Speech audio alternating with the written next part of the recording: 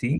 Y se dividen en esta clasificación que se está presentando en este cuadro, 12 conciencias sanas, o kusala, kusalachita, 21 conciencias malsanas, y las demás son indeterminadas. Son 36 resultantes, o vipakachita, y 20 funcionales. Entonces, las malsanas están acompañadas por una o más raíces de lo malsano, y son conciencias kármicamente activas. Digo, tanto la sana como la malsana son conciencias kármicamente activas, es decir, son estados de conciencia que, si se ejercen, generan karma, ¿no?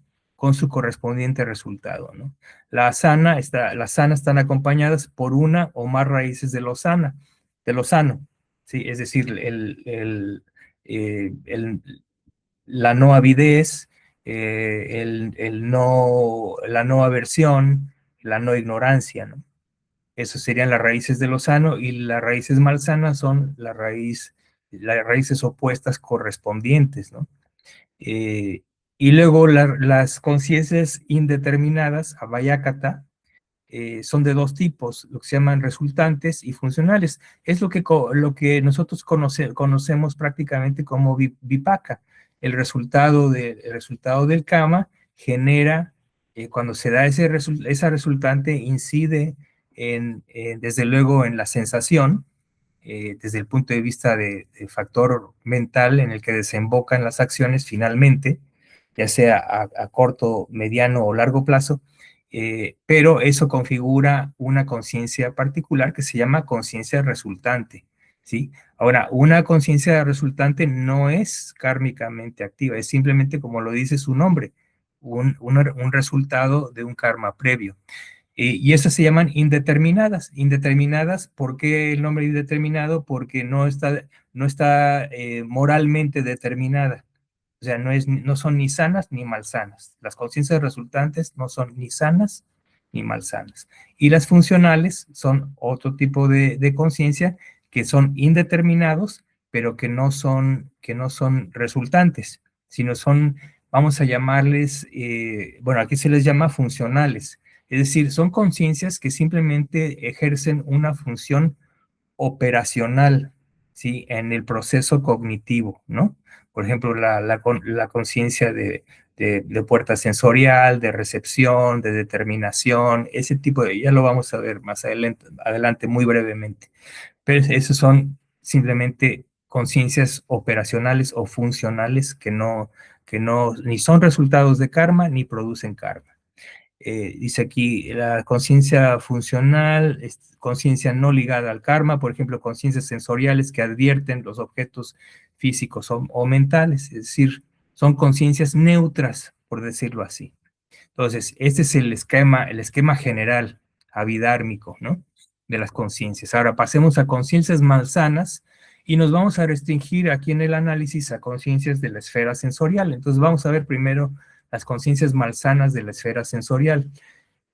Con raíces, son conciencias asociadas a las raíces del deseo, odio e ignorancia, ¿no? Las tres raíces de lo malsano. Y conciencias sin raíces, que son conciencias resultantes y funcionales, ¿no? Que están desligadas, nuevamente desligadas de las conciencias activas, por decirlo así. Entonces, estas conciencias malsanas de la esfera sensorial con raíces son 12, ¿sí? Son 8 conciencias ligadas con la raíz del deseo, 2 conciencias ligadas con la raíz del odio, y 2 conciencias ligadas con la raíz de la ignorancia. Aquí, por ejemplo, en esta doble flecha, lo que estoy tratando de decir que es que no coexisten conciencias con deseo con conciencias con raíz del odio, porque son opuestos, por decirlo así. O es una cosa, o la mente está deseosa, o la mente está enojada, para decirlo en términos muy, muy simples, ¿no? Entonces, esa es la relación. Entonces, ahora, la raíz de la ignorancia está presente en todo estado de conciencia malsano, ya sean conciencias con raíz del deseo, pues también está la raíz de la ignorancia; conciencias con raíz del odio, también está la raíz de la ignorancia; y la conciencia con raíz de la ignorancia, bueno, pues por su propia naturaleza eso es, ¿no? Bien, ahora veamos las conciencias malsanas con raíz del deseo. Entonces, pueden estar, ay, perdón, pueden estar asociadas a placer o a ecuanimidad. Esas, desde luego, no están, no, como son conciencias con raíz del deseo, no están asociadas con la aversión, porque dijimos anteriormente, son polos opuestos que no pueden mezclarse, ¿no? Entonces, por eso las sensaciones correspondientes a esos estados de conciencia están asociados o a placer o a ecuanimidad. También eh, a nociones erróneas asociadas. Están asociadas con nociones erróneas. O pueden estar también disociadas de nociones erróneas. Eso es posible, ¿no? Y por otra parte, otra forma de verlas es si son inducidas o sin inducción. Sin inducción quiere decir que esos estados de conciencia se generan espontáneamente, mientras que los estados de conciencia malsanos con raíz del deseo pueden ser generados a través de una inducción, ¿no? Por ejemplo, alguien puede verbalmente despertar en nosotros la codicia por algo, ¿no? Si la persona no lo hubiera mencionado, no surge en nuestra mente el estado de conciencia asociado con esa codicia. Entonces, eso es lo que quiere decir inducida o sin inducción, ¿no? Y por supuesto, esto es muy importante, los estados malsanos, ya sea con raíz del deseo, con raíz de la aversión o con la raíz de la ignorancia, cuando son sin inducción, son espontáneas. Entonces, eso es una cuestión kármicamente más grave, porque se generan sin necesidad de apoyo, mientras que las inducidas, como lo dice el nombre, requieren de inducción, y mientras no haya esa inducción, el estado no surge, ¿sí? Entonces, y si no surge, esa mente se mantiene por lo menos no en un estado malsano, ¿no? Entonces, repito, kármicamente, las conciencias inducidas no son tan reprensibles, por decirlo así, como las conciencias espontáneas. Dice, ahora bien, loba o la avidez incluye todas las variedades del deseo, desde la pasión y apego intensos hasta el deseo o apego más sutil. Las nociones erróneas asociadas a los estados de conciencia son todas aquellas convicciones, creencias, opiniones o racionalizaciones presentes en la conciencia en un momento dado que están asociadas con lo que se llama la comprensión o entendimiento incorrecto. Bien, ahora con respecto al otro polo, las conciencias malsanas con raíz del odio son dos, inducidas y sin inducción. Estas surgen asociadas a la sensación desagradable mental necesariamente y a la aversión, ¿sí? La sensación corporal desagradable es kármicamente indeterminada, ¿no? Aquí estamos hablando de la asociación con sensación desagradable mental. Bien, la aversión se caracteriza por una actitud mental de rechazo, mala voluntad o irritación. Es una formación mental. Bien. Después, finalmente, las conciencias malsanas con raíz de la ignorancia. Están o son o asociadas con la duda o asociadas con la agitación. Asociadas con la duda, hay confusión debido a pensamientos asociados con perplejidad o debido a carencia de sabiduría, ¿no? A eso se refiere. Asociadas con agitación debidas a distracción mental o intranquilidad, ¿sí? De cualquier tipo. Entonces, eso concluye las conciencias malsanas con raíz de la ignorancia. Entonces aquí está el cuadro con las 12 conciencias malsanas, ¿no? Las primeras 8, ¿sí? Con raíz del deseo, ¿sí? Dentro de estas, la mitad de ellas se ejercen con sensación placentera y la otra mitad, las últimas 4, con sensación ecuánime, es decir, ni placentera ni no placentera. Pues las primeras asociadas con placer, pues están asociadas con noción errónea, ¿sí? Eh, bien, y las primeras dos con noción errónea, las siguientes dos con disociadas de noción errónea, ¿sí? Y tenemos también la variación de si son inducidas, no inducidas o sí inducidas, ¿sí? Entonces, todas las posibilidades están aquí marcadas, las conciencias con raíz del odio o aversión, ¿sí? Son las dos y tenemos estas variantes que son inducción y con inducción y sin inducción. Y finalmente lo mismo con las de ignorancia, en donde la sensación que predomina es la ecuanimidad, donde ya sea que haya duda o agitación. Bueno, ahora, las 8 conciencias malsanas con raíz del deseo. Vamos a regresar a ello, ¿no? Ya lo vimos, pero aquí es como una explicación. Entonces, por ejemplo, la primera conciencia tiene raíz del deseo, tiene sensación placentera, está asociada con noción errónea y no está inducida, es decir, es espontánea. Entonces, esta es una situación, podemos decir, kármicamente desde el punto de vista de las conciencias con deseo, es la más grave, ¿sí? Por ejemplo, con placer, teniendo la noción de que no es malo robar, un funcionario público se apropia de parte del erario, es decir, roba, ¿sí? Entonces, esa motivación para el robo está dado por una conciencia con raíz del deseo, ¿sí? Lo hace de forma placentera y está completamente equivocado en el sentido de que no conoce no conoce las consecuencias kármicas de las acciones, ¿sí? Entonces, por eso es muy grave. La segunda, por ejemplo, sucede en forma espontánea. La diferencia con la siguiente conciencia es que es inducida, es decir, con placer, teniendo la misma noción, un funcionario público se apropia de parte del erario cuando su jefe lo invita a hacerlo, ¿sí? Entonces ahí está el factor de inducción. En ausencia de ese jefe que lo invita a hacer una mala acción, la mente no hubiera entrado en ese estado, ¿no? Entonces, no, repito, considerando los dos tipos de conciencia, el primero es más reprensible, ¿no? Y después, si consideramos las conciencias 3 y 4, ¿sí? Están disociadas de noción errónea, igual que el caso 1 y 2, pero el funcionario sabe que es malo robar.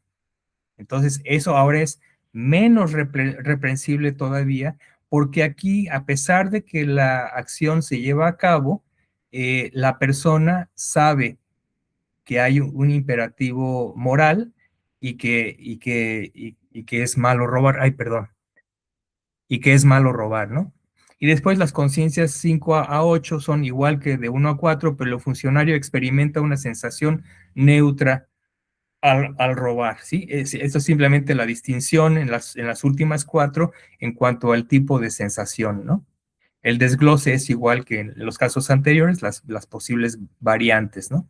Entonces, eso es para darse una idea más o menos de cuál es el significado de las posibilidades que se dan cuando surgen ciertos tipos de conciencia con raíz del deseo.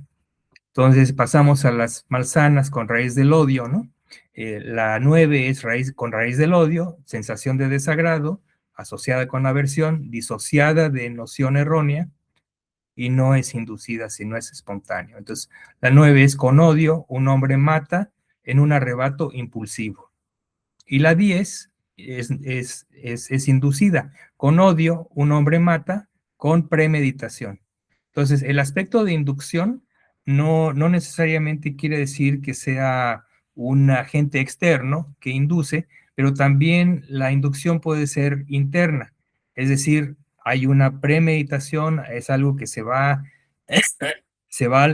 soportando internamente, se va elaborando y apoyando internamente hasta que se comete el estado, el acto malsano con la característica de conciencia particular. ¿De acuerdo? Bien. Después tenemos las conciencias malsanas con raíz de la ignorancia. Son dos. El ejemplo de la 11 es raíz de ignorancia, sensación de ecuanimidad, asociada con duda, disociada,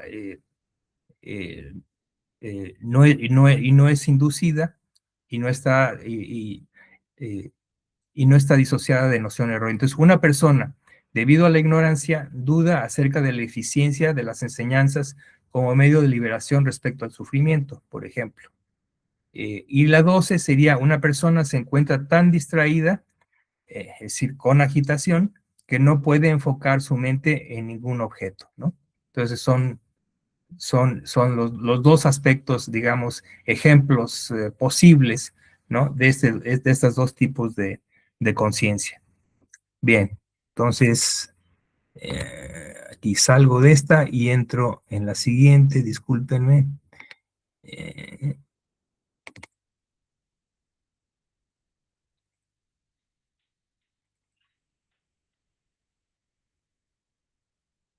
bien, entonces, ahora, la conciencia de la esfera sensorial, sí, pueden ser hermosas.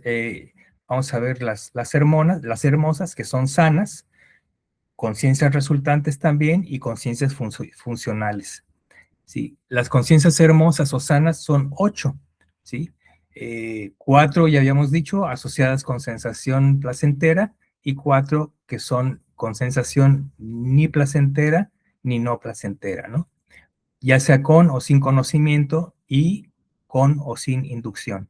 Estas conciencias son kármicamente activas y tienen resultantes deseables. Con conocimiento significa que el factor mental de sabiduría paña está presente. Con ausencia de conocimiento no es lo mismo que el factor mental activo ignorancia, avilla. Simplemente esta conciencia carece del factor mental paña. ¿Sí? Eso es ausencia de conocimiento. Las 4 conciencias asociadas con conocimiento poseen 3 raíces sanas, las otras 4 solo 2. Por ejemplo, la 1, alguien efectúa un acto de generosidad con gozo, ¿sí? Y debería yo decir aquí, perdón, uy, debería decir con placer, espontáneamente y con conocimiento de que es sano y que hay consecuencia o retribución de la acción. Nuevamente, aquí kármicamente, igual que en el caso de las conciencias con raíz de la aversión u odio, aquí también la primera conciencia es la que kármicamente tiene más peso, ¿sí? La acción se hace espontáneamente, entonces eso le da más peso sano, por decirlo así. Se hace con conocimiento, se redobla entonces el aspecto sano y sabe que hay consecuencia o retribución de la acción. Bien, entonces la segunda es cuando alguien efectúa el mismo acto con conocimiento, pero inducido por otra persona o circunstancia, o como vimos anteriormente, con premeditación. El tercero, alguien efectúa el mismo acto espontáneamente, pero sin entendimiento de la cualidad moral o kármica del acto, perdón. La cuarta es lo mismo que la anterior, pero inducido. Y del 5 al 8 lo mismo que las anteriores, pero la sensación es simplemente ni placentera ni desagradable. Sensación neutra, ¿no? Entonces hay un ejemplo interesante en el canon. Creo que es no sé si es una historia del Dhammapada o si es o es parte de una yataka, pero por ejemplo hay un caso de una persona que era una pareja, un matrimonio, eran gentes muy pobres en el tiempo del Buda. Entonces, estas personas eran tan pobres que solamente tenían un manto externo para cubrirse. Entonces, cuando salían de su casa, solamente uno de ellos podía utilizar el manto, la otra persona se tenía que quedar en casa, ¿no? Entonces, en una ocasión se enteraron que el Buda había llegado ahí a la ciudad y tenían mucha fe y tenían muchas ganas de verlo. Entonces, el primero entre ellos decidieron que era el hombre que iría a ver al Buda al monasterio, a escuchar el Dhamma, y que al siguiente día la esposa iría, ¿no? Entonces resulta que este, él va al monasterio, escucha el Buda y adquiere un alto grado de fe y devoción, y a tal grado que piensa, bueno, es que debería yo ofrecer quiero ofrecer el manto al Buda, este manto que es lo único que tengo, lo quiero ofrecer, ¿no? Entonces resulta que en el acuérdense que en la tradición la noche se divide en cuartos, ¿no? El primer cuarto de la noche o la primera parte de la noche, en ese periodo, él eh, no actúa, sino que se queda pensando, ¿sí? Entonces, no es una acción, no se lleva a cabo la acción porque lo detiene su pensamiento, su reflexión. Está pensando, bueno, pero es que si doy el manto no vamos a tener con qué cubrirnos y mi pobre esposa no va a poder cubrirse con nada, etcétera, etcétera. Es decir, racionaliza de alguna forma para no hacer la ofrenda. Después, en el segundo cuarto de la segunda parte de la noche, sucede lo mismo. Y finalmente, la última parte, en la última parte, no por cuartos, sino por tercios.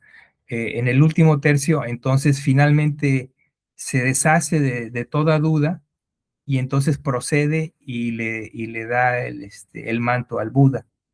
Y entonces lo que sucede es que en ese momento él, digamos, se libera y entonces eh, él empieza a exclamar algo así como, he triunfado, he triunfado, he triunfado, ¿no?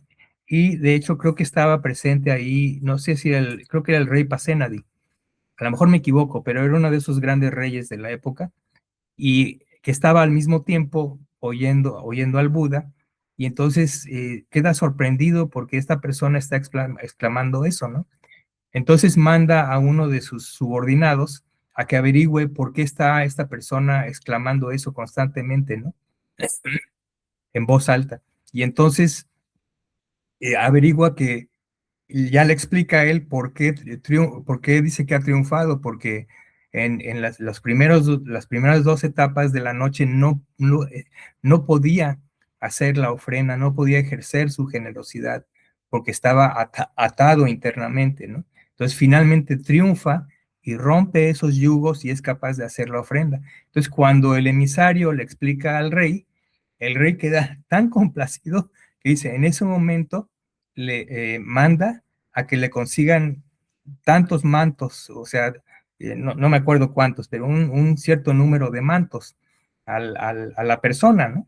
Porque entiende que lo que lo impedía era su miedo a perder lo único que tenía. Entonces le consigue los mantos y entonces se deleita la persona por la acción generosa del rey, pero ahora ya entiende y entonces lo que hace es que en ese momento ofrece todos esos mantos y entonces otra vez el rey Pasenadi atestigua eso y entonces ahora manda a que le manden más mantos, etcétera, etcétera. Y bueno, para hacer la historia, no hacer la historia larga, acá el rey Pasenadi acaba dándole toda clase de oro y bienes y no sé cuántas cosas, una cosa tremenda, lo cual obviamente era un resultado kármico.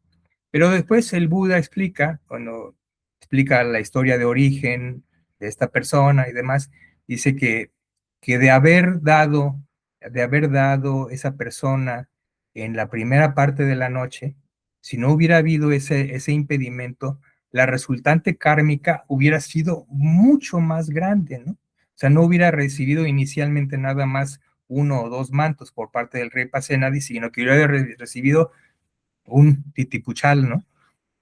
Y así sucesivamente, ¿no? Entonces, da la idea, ahí se ilustra este aspecto del que estamos hablando, ¿no? De la diferencia kármica entre una conciencia espontánea y una conciencia inducida. Digamos, la conclusión de la historia es que cuando uno va a hacer algo bien, no hay que pensarlo mucho, ¿sí? Simplemente hay que proceder a hacerlo. Esa es la conclusión. Bueno, después vienen las 18 conciencias sin raíz. Entonces, debido a que una raíz sana o malsana permite estabilizar la conciencia, aquellas conciencias que carecen de ellas son más débiles que aquellas que las poseen, ¿sí? Entonces, sí, siempre la raíz una conciencia que tiene raíz sana o malsana establece, estabiliza, eh, hace estable a esa conciencia, ¿no? Cuando las conciencias no tienen raíces, entonces son estados de conciencia que pueden desaparecer fácilmente, ¿no? Las conciencias sin raíz son de tres tipos: resultantes malsanas, resultantes sanas y funcionales. Ya lo habíamos visto, ¿no? Entonces, esa es la diferencia. Bien, ahora, 7 conciencias resultantes malsanas sin raíz, ¿no? La conciencia visual, acompañada de ecuanimidad, la auditiva, olfativa, gustativa, acompañadas de ecuanimidad, y después las siguientes son conciencia corporal, táctil, acompañada de dolor, conciencia receptiva, acompañada de ecuanimidad. Aquí receptiva se refiere al proceso cognitivo, ¿no? Es la recepción del objeto en la puerta sensorial. Posteriormente a esa recepción, la conciencia se torna en conciencia investigadora, es decir, recibe el objeto, pero tiene que determinar, investigar, para posteriormente determinar el objeto, ¿no? Entonces, esas son conciencias resultantes también, ¿sí? Esos son los 7 tipos de conciencia que resultan de efectuar karmas malsanos. Los objetos de conciencia son siempre desagradables o indeseables. El impacto en 1 o 4 es débil, por ende asociadas a ecuanimidad. Estas conciencias no son en sí malsanas, son kármicamente indeterminadas, ¿no? Pero son resultantes de una acción malsana previa. Después las conciencias resultantes sanas. Entonces, una lista muy similar, ¿sí? La conciencia corporal táctil está acompañada de placer. Tenemos conciencia receptiva, investigadora, acompañada de placer o acompañada de ecuanimidad. Estos 8 tipos de conciencia son el resultado de karma sano. Es como se experimenta el karma sano. Hay que notar que la experiencia puede ser placentera o simplemente ecuánime. Estas conciencias resultantes surgen en base a un objeto deseable o muy deseable, ¿no? O sea, está el objeto deseable o no deseable. Si el karma lo permite, cuando se da la percepción, surge la conciencia correspondiente resultante sana y uno experimenta el objeto sensorial, cualquiera que éste sea, de esta forma. Bien, después vienen las conciencias funcionales sin raíz, entonces, que son la conciencia advertiva de portal de los sentidos, que sería pentasensorial, a través del ojo, a través del oído, de la nariz, de la lengua, del cuerpo, acompañada de ecuanimidad. Conciencia advertiva del portal mental, ¿sí? Esa es la sexta puerta, la puerta mental, acompañada de ecuanimidad. La conciencia productora de sonrisa, acompañada de placer. Estas conciencias no son ni resultantes ni productoras de karma, ¿sí? Son meramente funcional, tienen su respectiva función. La conciencia advertiva de portal pentasensorial simplemente advierte el objeto en la respectiva puerta sensorial. Esa es su función, permitiendo que subsecuentemente surja la correspondiente conciencia sensorial en una sucesión inmediata. Es decir, son conciencias mediáticas, son un medio para que el proceso cognitivo pueda darse.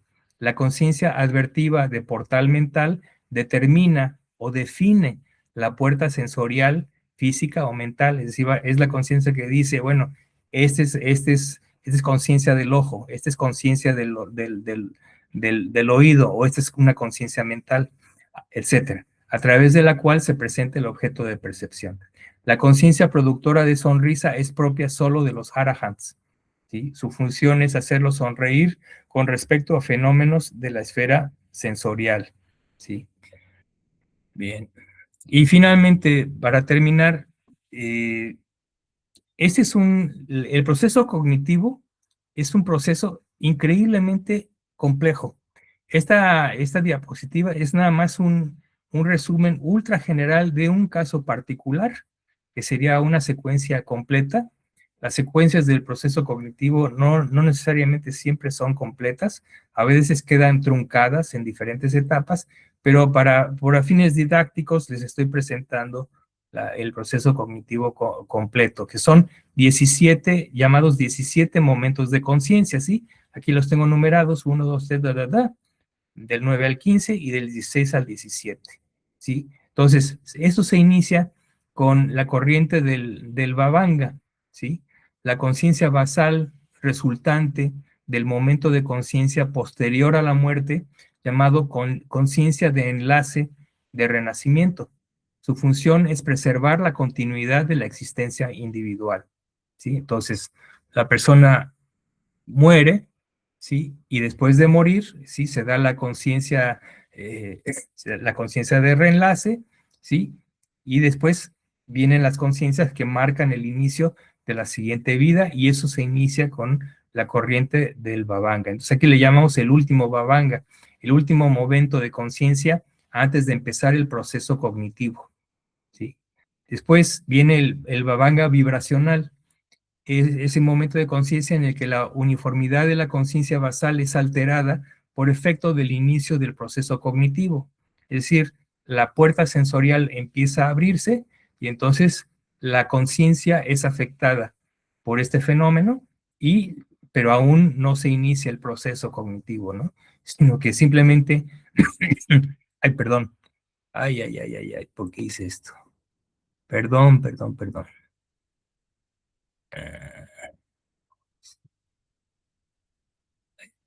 Ay, otra vez, perdón.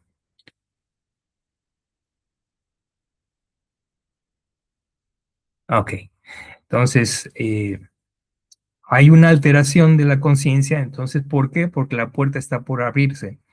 Y ahora, noten una cosa, aquí tengo estos tres asteriscos en todos los 17 conciencias del proceso cognitivo. ¿Qué significa? Que cada conciencia se descompone en tres fases. La fase de surgimiento, la fase de transición o mantenimiento de esa conciencia o de cambio de modo, por decirlo así, y el tercer asterisco es la fase de cese. Entonces, todo esto marca el surgimiento y cese de la conciencia, pasando por la etapa intermedia, que no es ni surgimiento ni cese, y es sumamente breve. Obviamente, estamos hablando en el proceso cognitivo, esos estados de conciencia que componen a este proceso son chitas, son estados de conciencia momentáneos que tienen una duración increíblemente pequeña, ¿no? En lo que hay un chasquido de un dedo, suceden millones y millones y millones de momentos de conciencia, ¿sí? Entonces, eso es lo que significan estos tres asteriscos. Bien, entonces, pasando a la siguiente etapa del proceso cognitivo, después del Vabhanga vibracional, viene lo que se llama el arresto de Vabhanga, es decir, es el momento de conciencia basal que no causa otro momento Vabhanga, es decir, es el último, sino que causa el primer momento de conciencia propiamente cognitivo. Es decir, el continuo subyacente de conciencia en ese momento se termina, cierra para dar lugar al inicio de una percepción que es precisamente la conciencia advertiva del portal pentasensorial que habíamos descrito anteriormente. Digo, estoy resumiendo los 5 sentidos en una sola línea, ¿no? Pero hay que tomar en cuenta que la conciencia advertiva puede ser de portal del ojo, de portal del oído, etcétera, etcétera, ¿no? Es el chitta o conciencia que se torna hacia el objeto en una de las 5 puertas sensoriales, ¿sí? Entonces, se torna, quiere decir que es una mera inclinación hacia el objeto, ¿sí? En alguna de las puertas. Y en un momento dado, la conciencia surge ya en la propia puerta particular. Por ejemplo, en este caso, estoy escogiendo la conciencia visual, pero pudo haber sido conciencia auditiva, conciencia táctil, etcétera, o conciencia mental, ¿sí? Entonces, en el caso de la conciencia visual, es el chitta que directamente abre la puerta sensorial al objeto visual visible, incidente, previa a cualquier operación cognitiva identificatoria. Es decir, es una mera apertura de la puerta, todavía no hay una identificación del objeto, todavía no hay una cognición plena, es una etapa preliminar. Inmediatamente después de eso, el siguiente momento de conciencia, cuando cesa la conciencia visual, el tercer asterisco, se da entonces el primer asterisco, que es la emergencia, ¿sí? O el surgimiento de la llamada conciencia receptiva. Entonces, esta es una conciencia funcional. Digo, todas esas son conciencias funcionales, ¿sí? No son kármicamente efectivas, son nada más, están ejerciendo funciones cognitivas, eso es todo. Y esa conciencia receptiva, como lo dice el nombre, recibe el objeto visto por la conciencia visual, por decirlo así, ¿no? Sí, su función es simplemente recibir el objeto. ¿Para qué? Para que en la siguiente conciencia se pueda investigar ese objeto. Entonces, ese chita examina el objeto y, y entonces, después de examinarlo, determina. ¿Sí? Es decir, hay una discriminación del objeto. Hay podemos decir, es la parte de inteligibilidad del tipo de objeto que está siendo percibido. Y una vez que sucede eso, entonces viene la parte más importante y crítica. ¿Sí? En todo este proceso, hasta la conciencia número 8, nosotros no tenemos nada que hacer, por decirlo así. Son procesos, es un proceso automático. Pero después de la conciencia determinante, uno entonces decide, decide con respecto a ese objeto, ya que lo identificó. Por ejemplo, si identifica que es agradable, entonces puede surgir una conciencia con raíz del deseo, por ejemplo. Si es desagradable, puede surgir una conciencia con raíz de la aversión, por ejemplo.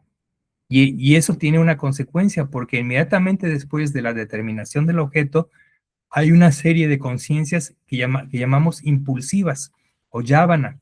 Son 7 momentos de conciencia sucesivos que aprehenden al objeto en esta etapa, y en esa etapa, además de aprehender o tomar el objeto, determinan, otra vez. Perdón. Ah, ah. Determinan el objeto, pero ahí se genera la calidad sana o malsana de la conciencia en relación al objeto, como dije anteriormente. Si es un objeto agradable y la raíz del deseo está presente, entonces hay una conciencia malsana. ¿Sí? Estamos hablando aquí, por ejemplo, de la esfera sensorial. Sí, y así sucesivamente. Entonces, esta etapa de Yavana es precisamente en donde se hace el karma. Estas conciencias impulsivas, Yavana, es precisamente en donde el karma se efectúa, ya sea para bien, en el caso de karma sano, o para mal, en el caso de karma malsano. Sí, entonces esa es la parte crucial. Ahora, finalmente, una vez que sucede eso, que se hace esa determinación, que se aprende el objeto y hay una actitud que se desarrolla con respecto al mismo, entonces se cierra el proceso, ¿sí? A través de dos conciencias que se llaman de registro. Es decir, toma o registra el objeto aprendido por las yávanas, por las conciencias impulsivas, es decir, cierra el periodo, por decirlo así. Hay una conclusión, ¿sí? En donde queda registrado lo hecho y queda completado el proceso cognitivo. Entonces, si no hay aquí dimos un ejemplo de una secuencia de 17 momentos de conciencia, ¿sí? Con sus respectivas yávanas, pero al concluir esas 17, vamos a decir, si consideramos solamente uno, entonces inmediatamente sucede otra vez el proceso, ¿sí? Al concluir, la conciencia pasa a Vabhanga y nuevamente otra vez se repite todo el proceso y así se repite millones y millones de veces, ¿no? Entonces, y eso finalmente, esa acumulación de conciencias impulsivas se traduce en acumulación kármica. Mientras más se repitan estas conciencias, el karma se hace más pesado, para bien o para mal, ¿no? Ahora, como les dije, esta es una ilustración, es casi una caricatura realmente, no es el proceso cognitivo es una de las cosas más complejas que hay en toda la Vidama. Es increíblemente complejo. hay toda clase de variantes, por ejemplo, toda clase de variantes. Por ejemplo, hay casos en los que las etapas del proceso cognitivo quedan truncadas. Por ejemplo, se puede dar todos los pasos del 1 al 16, por ejemplo, pero ya no se presenta el 17. Entonces, es un registro defectuoso, por decirlo así. Es una posibilidad. La siguiente posibilidad es que se den todas, pero ya ni siquiera se presentan o ya no se presentan las conciencias de registro, sino que hay 7 yábanas y de ahí pasa la conciencia al siguiente babanga. Entonces el proceso cognitivo queda truncado. Ahora, incluso dentro de las mismas yábanas, ¿sí? Pueden no, 7 es el máximo posible, pero pueden no ser 7, pueden ser 6, pueden ser 5, pueden ser 4, 3, 2, 1, o de plano, un proceso es tan trunco, tan incompleto, que ni siquiera hay una determinación del objeto, pero ya no hay posibilidad, ya no hay ningún karma hecho, ¿sí? Es una percepción incompleta, por decirlo así. Ahora, igual, las variantes continúan hacia atrás, ¿no? Puede haber, nada más llega el proceso hasta la conciencia investigadora, pero ya no surge la conciencia determinante. Y así sucesivamente, ¿no? Entonces, todo eso, por supuesto, tiene consecuencias, ¿sí? Tiene, precisamente en ese tren cognitivo, en la forma en la que sucede la percepción y se dan los karmas, existen todo este tipo de variantes, ¿no? Y hay cosas muy, muy interesantes.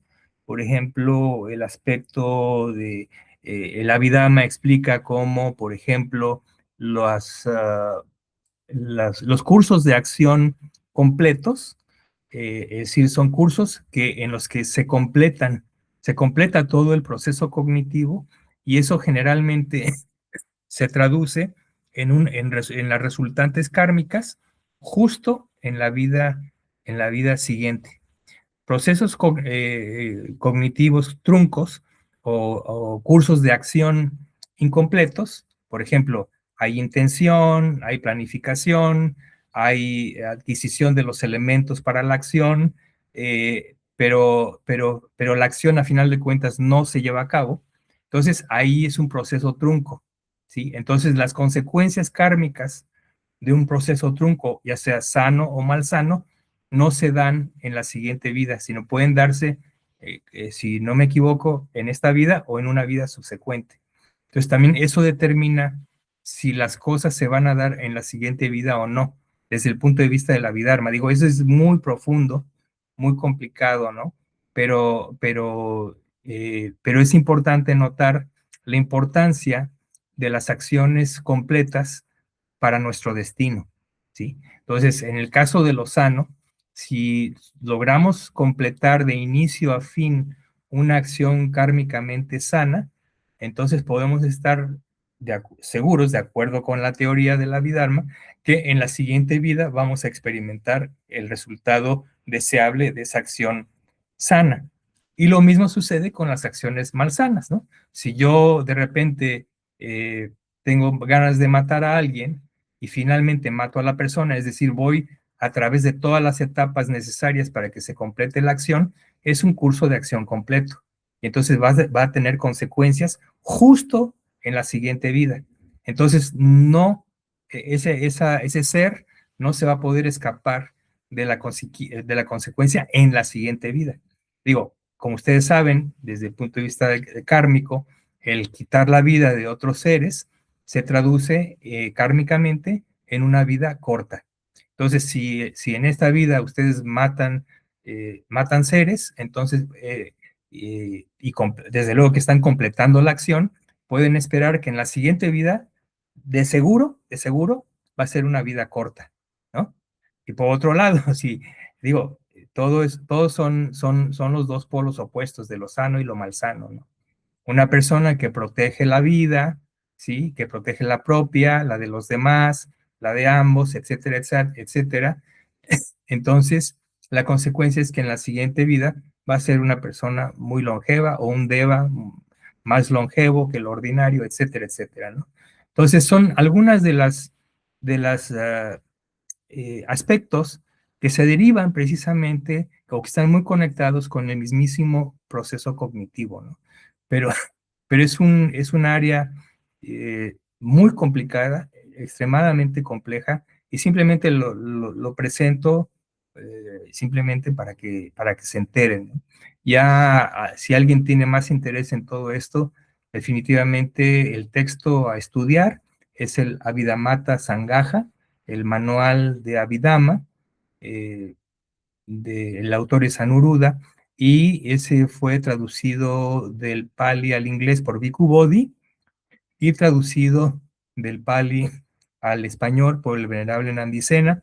Entonces, cualquiera de las dos versiones es extremadamente útil para estudiar todo esto. Entonces, voy a salir ahora sí. ¿Cómo le hago aquí para dejar de presentar, detener la presentación? Ok, ya estamos de regreso, ¿sí? Entonces fue así como una revisadita a vuelo de pájaro de la conciencia, ¿no? Es mucha información muy densa en poco tiempo. No pretendo que se entienda todo, porque es muy difícil, pero por lo menos para que tomen el sabor de un aspecto pequeño de la vida, porque nada más hemos visto conciencia, ¿no? Otra parte, la parte que sigue, por ejemplo, en el manual de Abhidhamma es los estados mentales, los factores mentales, ¿no? Que son los concomitantes de la conciencia, que surgen y cesan junto con la conciencia, pero le dan su carácter, ¿no? Entonces también fascinante, fascinante estudiar factores mentales, y después hay otros aspectos de la Abhidhamma que también son así, pero fuera de serie, por decirlo así, en cuanto a interesantes. Por ejemplo, el estudio de la materia. El Abhidhamma no solamente estudia la mente, sino también estudia la materia. ¿Por qué? Porque es una realidad final. A final de cuentas, el Abhidhamma, en lo que se centra, como ya lo mencionamos en la ocasión anterior, se centra en el estudio de las cuatro realidades finales: la materia, los factores mentales, la conciencia y el elemento no condicionado o nirvana, ¿no? Entonces, básicamente, entonces con esto ya concluimos esta sesión. No sé si tengan alguna pregunta o comentario. Ilusión. Me ganó Rosina. A ver, vas tú, Rosina. A ver, Rosina. No, nada más, me surgió de repente, ¿cómo se maneja esa primera conciencia al despertar? Que es como que es una conciencia que viene de otra conciencia que es inconsciente, ¿no? Es correcto, sí. Fíjate que básicamente existe dos tipos de sueño, ¿no? El sueño con sueños y el sueño sin sueño. El sueño sin sueño es el más profundo.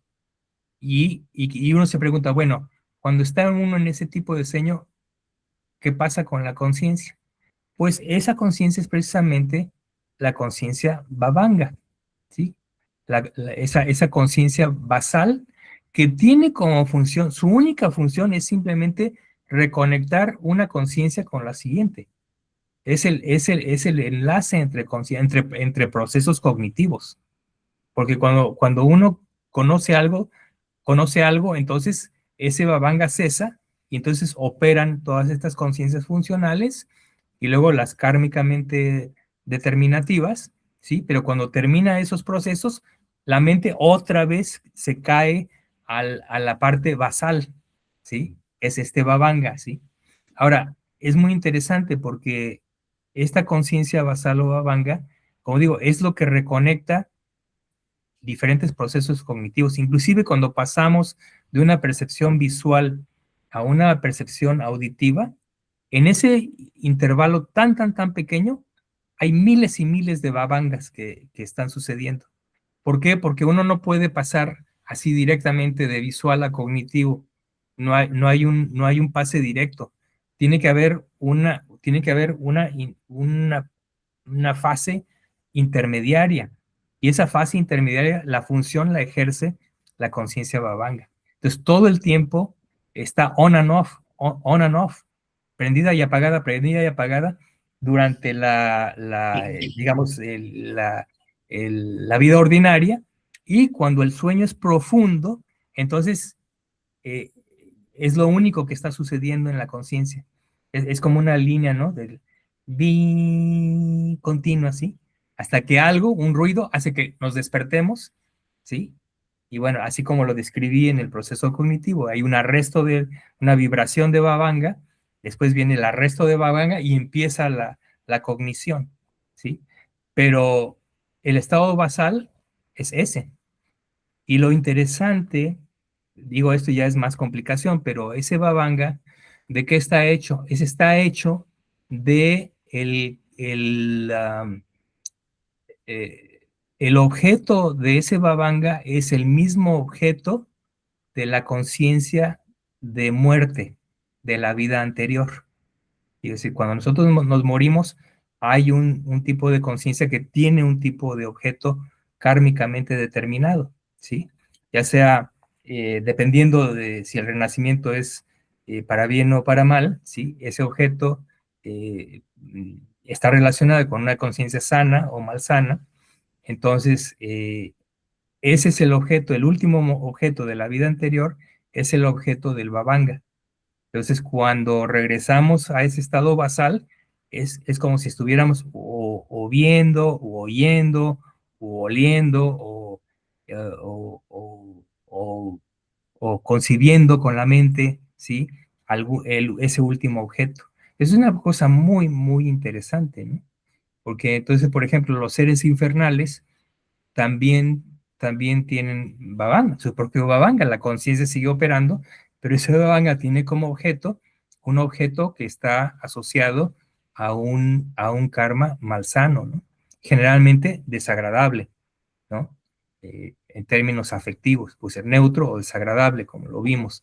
Entonces, son cosas muy, muy, muy, muy profundas, pero también, por otro lado, muy, muy, muy lógicas, porque representan un sistema ordenado de clasificación, de definición y de estructura operativa de la conciencia, ¿no? Y los factores mentales en el proceso de cognición. Entonces es fascinante, es muy, muy interesante y en general el Abhidhamma tiene una grandísima utilidad si uno lo estudia, aunque sea poquito, ayuda muchísimo para la interpretación, por ejemplo, de los suttas, ¿no? Porque cuando uno ya domina aspectos como conciencias, factores mentales, los aspectos de la materia, eh, etcétera, etcétera, entonces elementos, por ejemplo, es una gran área de estudio en el Abhidhamma, perdón, elementos, bases sensoriales, etcétera. Entonces todo eso cuando empieza a cuajar nos permite entender los suttas en una forma bastante fácil. Esa es la gran utilidad del Abhidhamma, ¿no? Pero hay que empezar desde poquito, de poquito a poquito, ¿no? Porque también existe el peligro de que uno siente que no, es demasiado, ¿no? Es demasiado. Entonces uno tiene que iniciar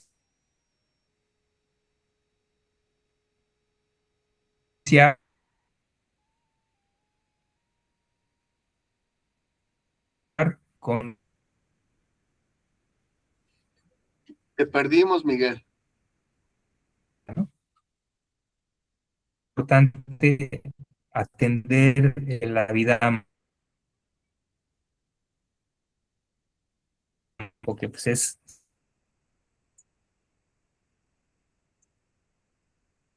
son,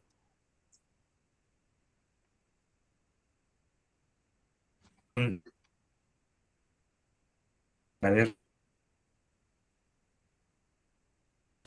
pero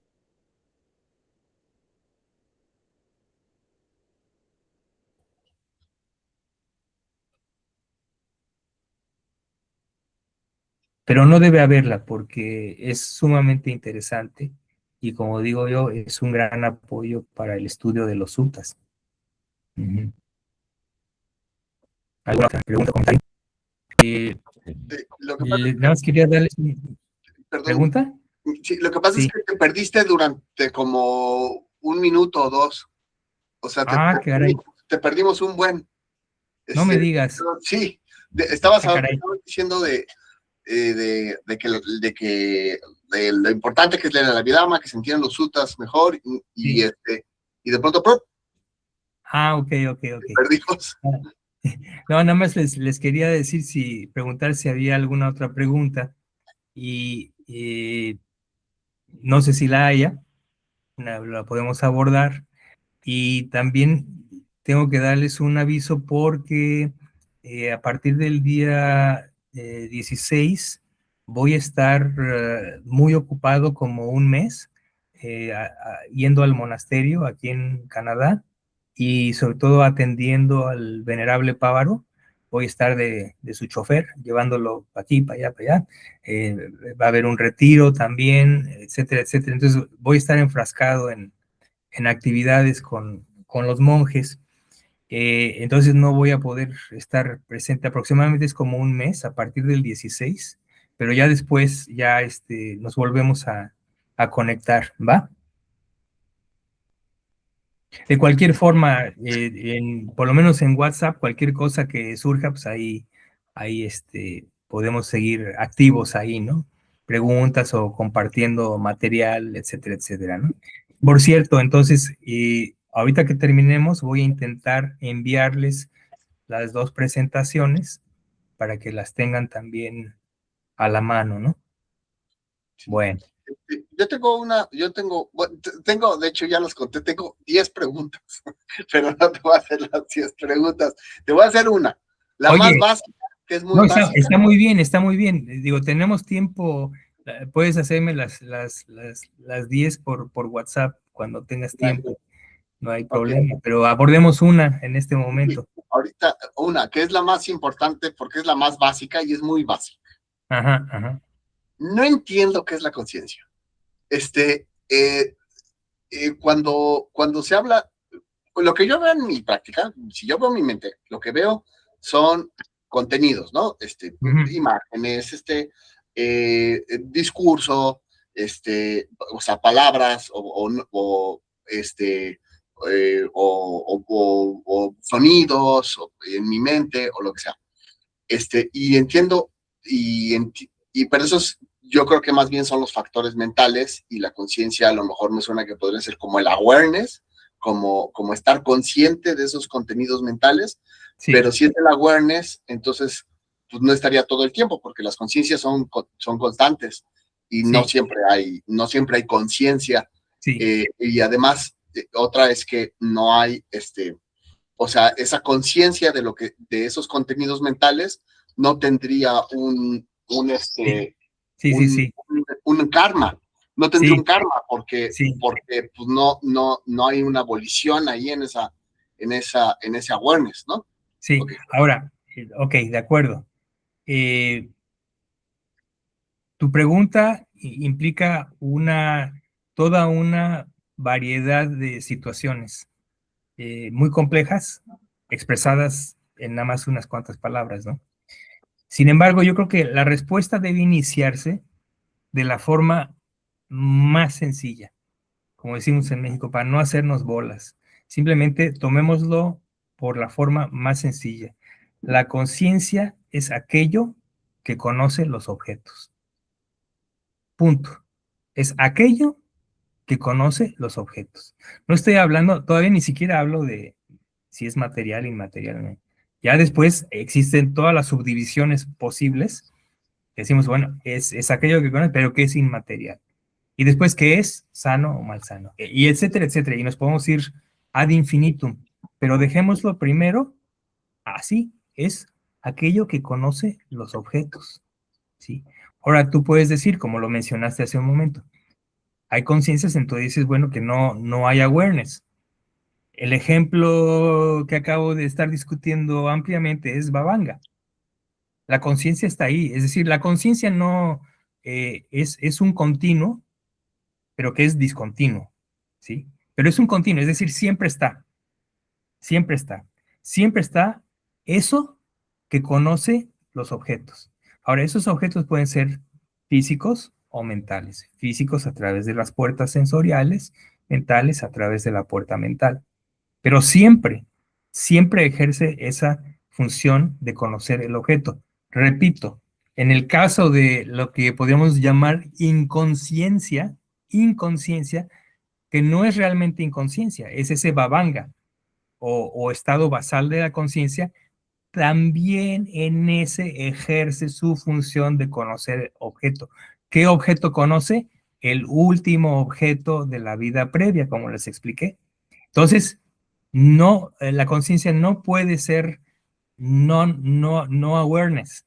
Siempre hay awareness del objeto, pero en diferentes circunstancias. Es decir, porque el Vabanga no es lo mismo que el estado de vigilia, ¿sí?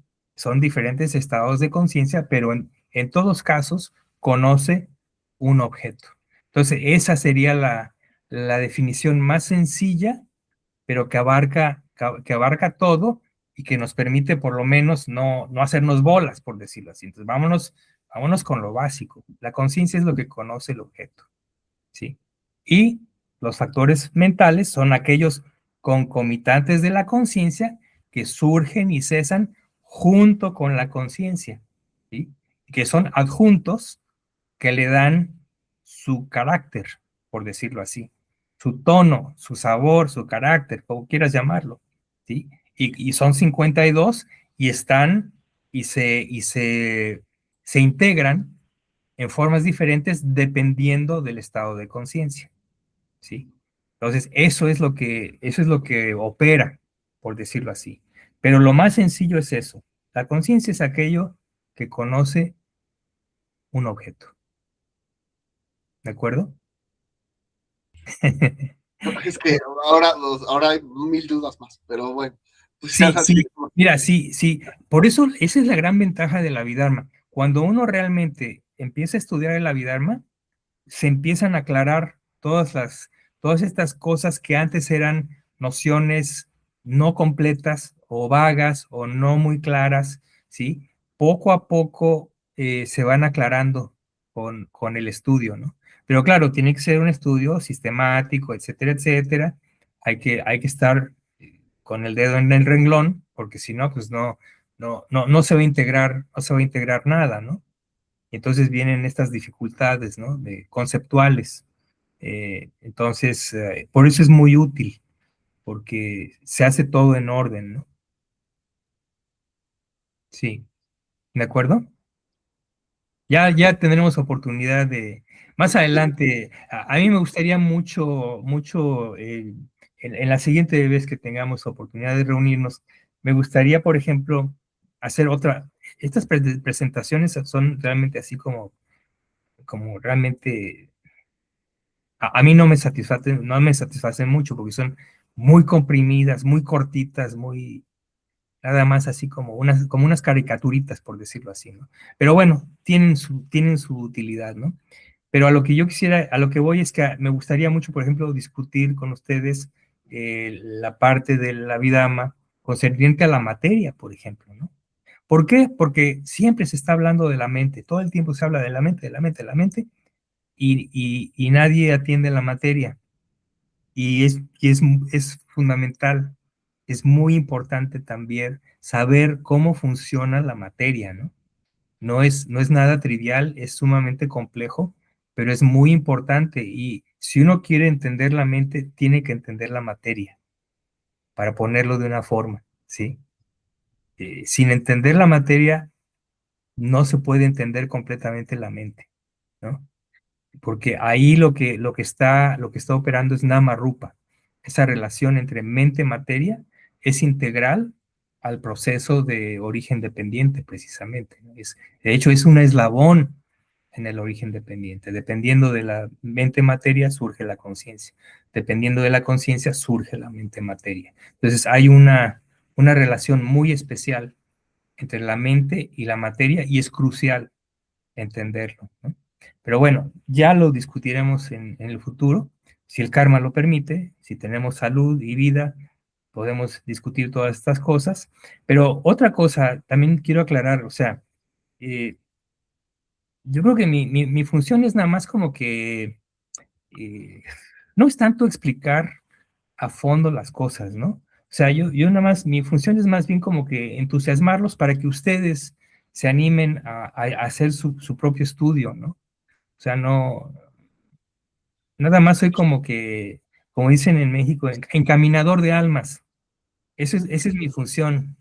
No soy realmente, porque no soy experto además. Realmente, por ejemplo, en la Vidharma no es no me considero experto. De hecho, me considero increíblemente ignorante. Entonces, pero por lo menos mi intención es despertar en ustedes la semillita de la curiosidad y la investigación que ustedes van a tener que cuidar esa semillita. Yo no puedo, cada quien tiene que cuidar su semillita, ¿no? Pero esa es la idea, ¿no? Como que ahorita quiero abrirles un poquito el panorama de la Vidharma. Claro, todo tiene sus causas y razones. Claro, en este momento estoy tomando un curso con el venerable Nandicena de Abhidharma y claro, pues eso me induce a tratar de compartir algo con ustedes, ¿no? Pues esa es la idea, ¿va? Bueno, entonces nos vemos en la próxima, si el karma lo permite. Así es. Gracias, Miguel. Que estén muy bien. Hasta luego. Gracias, Miguel. Muchas Gracias, Miguel. gracias. Buenas noches a todos. Hasta luego. Saludos a todos. Adiós. Saludos. Gracias. Bye. Estén muy bien Miguel. todos. Bye.